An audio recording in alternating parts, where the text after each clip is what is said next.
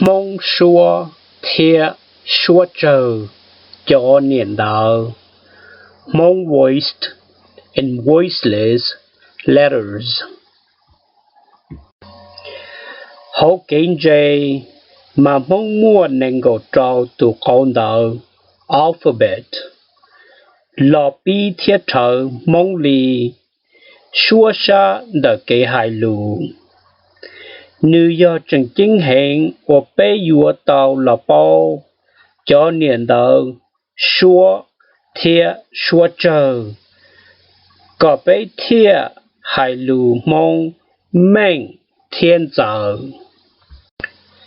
Niệm đạo xua voiced letter.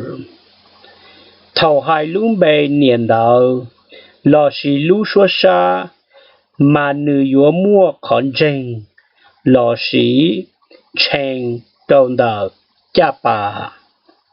Có bao trình mà mua phá tệ mua lũ chà đa thầu hai cho bề niệm đạo lò xì cho xua xa đạo cho niệm đạo thiệt nó xa khẩn trình.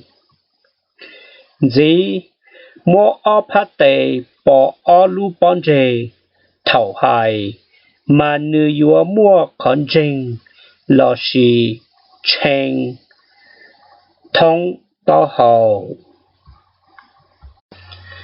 Cho niệm đạo xua mua sự tạ bò đo gò gió mò no lo vo yo do.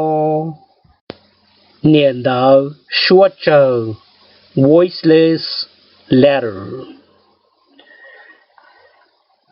Niệm đạo xua trừ chỉ mua khó sinh chỉnh trình lò xì chèn trong đời cha bà thiết tao hầu thầu hai lũ bề niệm đạo lò xì xua xa đạo tu niệm đạo.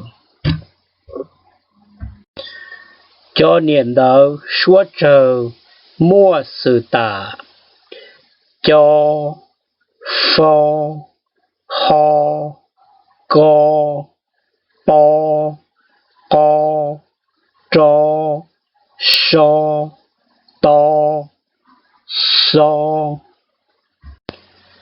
Do căn rộng thiết bao cho xua wo lò xì vowels hậu yên yu lia do xua tàn thọ.